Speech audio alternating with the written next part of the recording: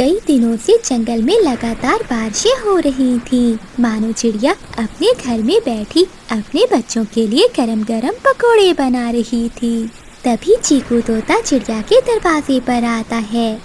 उसके पास एक टोकरी थी। चीकू तोता चिड़िया के दरवाजे पर दस्तक देता है। तभी मानो चिड़िया दरवाजा खोलती है। अरे चीकू भैया, आप अंदर आ जाएं। नहीं नहीं मानो बहन, मुझे वापस जाना है। मैं तो ये अंगूर देने आया था। मेरे बाग में अंगूर पक चुके हैं। मैंने सोचा कि बच्चों को दे आता हूँ।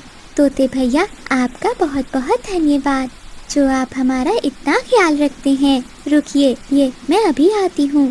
फिर मानो चिड़िया अंगूरों की टोकरी अंदर ले जाती है और एक बर्तन में पकोड़े भरकर बाहर लाती है। ये ले चीकू भैया, मैंने पकोड़े बनाए थे। चिंकी बहन को पकोड़े बहुत पसंद हैं। ऐसे मौसम में पकोड़े देखकर चिंकी तो बहुत खुश होगी। फिर चीकू तोता वो पकोड़े लेकर वहाँ से चला जाता है। उसी जंगल में दो आलसी कौवे रहते थे जो हमेशा जंगल के पक्षियों से लड़ाई करते थे। बादल जी, मेरा मीठे मीठे अंगूर खाने को मन कर रहा है। जाकर मुझे मीठे अंगूर ला कर दो। अंगूर? ऐसी बारिश में मैं तुझे कहाँ से अंगूर ला कर दूँ? ये तो मुझे नहीं पता कहीं से भी, बस मुझे अंगूर खाने हैं। अगर अंगूर खाने हैं तो बाहर जाकर खुद ढूंढ लो, मैं नहीं जा सकता। वैसे भी मुझे तो बहुत नींद आ रही है। तो ठीक है, देखना मैं भी अकेली मीठे मीठे अंगूर खा कर आऊंगी। फिर बिजली कभी तेज बारिश में अपने घर से निकलती है। वो जानती थी कि उसे मीठे मीठे अंगूर कहाँ से मिलेंगे, इसलिए बिजली कभी सीधी तोते के बाग में जाती है। बिजली कभी तोते के बाग में जाकर अंगूर खाने लगती है। चिंकी, तुम बैठकर पकोड़े खाओ, मैं जब तक एक चक्कर अपने बाग में लगा कर आता हूँ। अरे पति जी, रहने दे, भला ऐसी बारिश में कौन तोड़ेगा आपके अंगूर। चिंकी, तुम नहीं जानती, चोर ऐसे मौसम में ही तो निकलते हैं। फिर चीकू तोता एक लाठी उठाता है और अपने घर से निकलता है।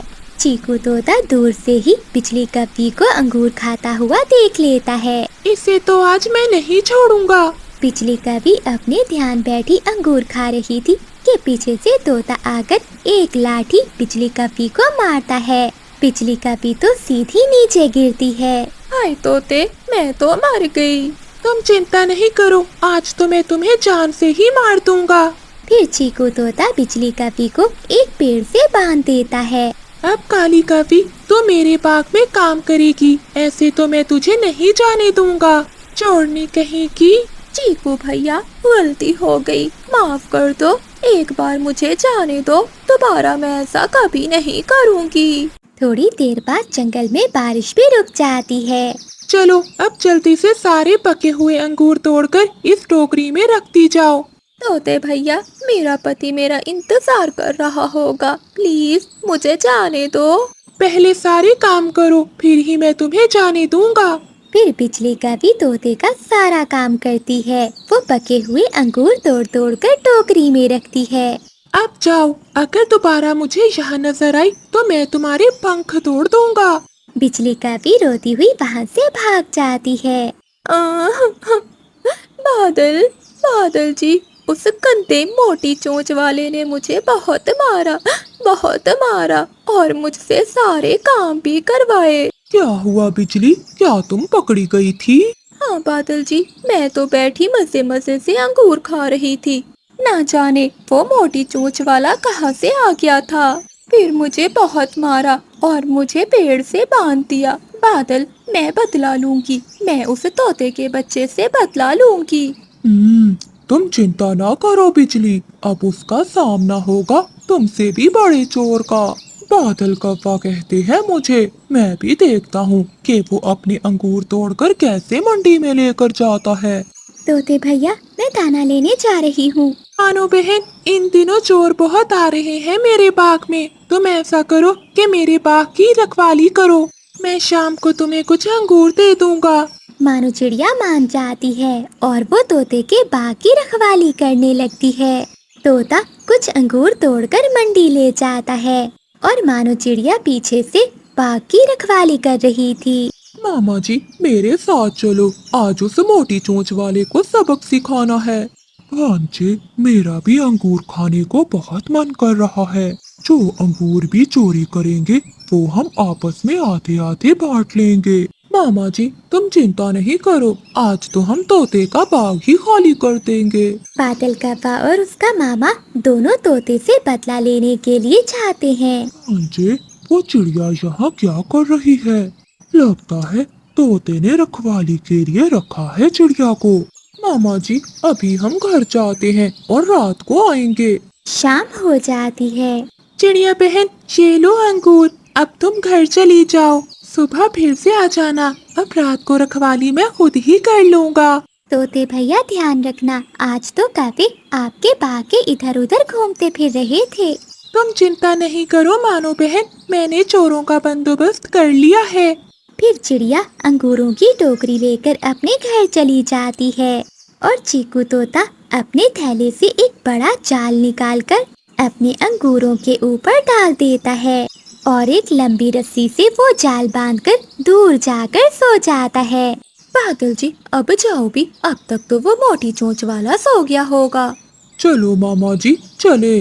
फिर बादल कव्वा और उसका मामा रात के अंधेरे में निकलते हैं। वो अंगूर तोड़ने लगते हैं। मामा जी, यहाँ तो अंगूर खत्म हो गए हैं, चलो अब आगे से तोड़ते हैं। फिर वो जैसे ही दूसरे अंगूरों के पास जाते हैं तो वो जाल में फंस जाते हैं। रस्सी हिलती है और तोता रस्सी खींच लेता है। दोनों मामा भांजा जाल में फंस जाते हैं। भांजे, मैं यहाँ मर जाऊंगा, मुझे बाहर निकालो। मामा जी, मैं तो खुद जाल के अंदर हूँ, भला मैं कैसे आपको बाहर निकाल सकता हूँ? फिर तोता अपनी लाठी लेकर वहाँ पहुँच जाता है। तोते यार, हमने अंगूर आपस में आधे आधे बांटे थे, इसलिए पिटाई भी आधी आधी होनी चाहिए। तुम चिंता नहीं करो, अब दोनों पिटोगे मामा भांजा। फिर तोता उन दोनों कौवों की खूब पिटाई करता है। जंगल में 4-5 दिनों से लगातार बारिशें हो रही थी। इतनी बरसात के कारण जंगल के पक्षियों के घोंसले भी टूट रहे थे। चिंकी, हमारा घोंसला तो टूट गया, अब हम कहाँ जाएं? चीकू जी, इस समय हमें भला कौन रखेगा? चलो चिड़िया के पास चलते हैं, वही हमारी मदद कर सकती है। वो पति पत्नी तेज बारिश में चिड़िया के घर के लिए उड़ते हैं। मानो चिड़िया अपनी बेटी मीना के साथ अपने घर में गहरी नींद सोई हुई थी। तभी बारिश के कतरे चिड़िया के चेहरे पर पड़ते हैं तो उसकी आँख खुल जाती है। उठो मीना बेटी, हमारी छत टपकना शुरू हो गई। अभी छत तो मैंने कल ही मरम्मत की थी, लेकिन कर भी क्या सकते हैं, जितनी बारिशें हो रही हैं, इससे तो मेरा घर टूटने का भी खतरा है। मामा, वो देखिए, बारिश का पानी तो घर के अंदर आ रहा है, हम तो डूब जाएंगे। नहीं मीना बेटी, ऐसा नहीं हो सकता, चलो मैं बाल्टी लेकर आती हूँ, हम ये पानी निकालते हैं। फिर मीना चिड़िया और उसकी मम्मा पानी बाल्टी में भर भर कर बाहर निकालने लगती हैं। लेकिन वो पानी तो कम होने की बजाय बढ़ता ही जा रहा था। मीना बेटी, हम ये पानी नहीं निकाल सकते, हमें घर से निकलना होगा, अब ये घर भी टूट जाएगा। लेकिन मम्मा, हम इतनी तेज बारिश में कहाँ जाएंगी? कबूतर के घर जाते हैं, वो हमारी मदद जरूर करेगा। वो माँ बेटी अपने घर से बाहर निकली ही थी कि चिंकी और चीकू तोता भी आ जाता है। क्या हुआ मानो बहन, तुम घर के बाहर क्यों बैठी हुई हो? चीकू भैया, क्या बताऊं, मेरे पूरे घर में पानी भर चुका है, किसी समय भी मेरा घर टूट जाएगा, इसलिए मैं अपनी बेटी को लेकर कबूतर के पास जा रही थी। चिड़िया बहन, हमारा घर भी टूट गया है, इसलिए हम तुम्हारे पास आए थे, लेकिन अब तो तुम्हारा घर भी टूटने वाला है, चलो हम भी तुम्हारे साथ कबूतर के घर जाते हैं। फिर वो सब कबूतर के घर की ओर उड़ते हैं। जब वो सब कबूतर के घर पहुंचते हैं तो देखते हैं कि कबूतर और उसकी पत्नी पेड़ पर बैठे रो रहे हैं और उनका घर जमीन पर टूटा हुआ पड़ा था। कबूतर भैया, क्या हुआ, आपका घर कैसे टूटा? मानो बहन, इतनी तेज हवा चली कि जिस पेड़ पर हमारा घर था वो जोर जोर से हिलने लग गया और हमारा घर नीचे गिरकर टूट गया। कबूतर भैया, हमारे घर में भी बारिश का पानी जमा हो गया है और चीकू भैया का घोंसला भी टूट गया है। अब ऐसी तेज बारिश में हम सब कहाँ जाएंगे? मानो बहन, कौवों का घर मजबूत है, हम उन्हीं के घर जाते हैं, वो एक रात तो हमें रह ही लेने देंगे। फिर वो सब वहाँ से कौवों के घर जाते हैं। वो दरवाजे पर दस्तक देते हैं।